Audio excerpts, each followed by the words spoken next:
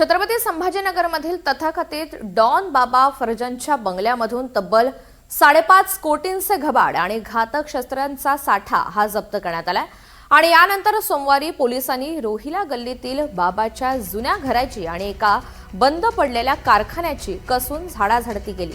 मात्र या high voltage कारवाईमध्ये पोलिसांच्या हाती केवळ निराशाच आली आहे। जुन्या घरात फक्त देवांचे फोटो आणि एक रिकामी सूटकेस आढळून आली, तर कारखान्यात देखील काहीही संशयास्पद हाती लागलेलं नाही। तसंच संशयित आरोपी शीलाबाई आणि बाबा फर्जंदच्या मुलांना समोरासमोर बसवून पोलिसांनी चौकशी सुद्धा केली आहे। याबाबत आयकर विभागाला देखील पत्र लिहिण्यात आलंय। तर ज्या पोलीस ठाण्यात जप्त संपत्ती ठेवण्यात आली आहे त्या पोलीस ठाण्याच्या मुख्य गेटला कुलूप ठोकण्यात आलंय।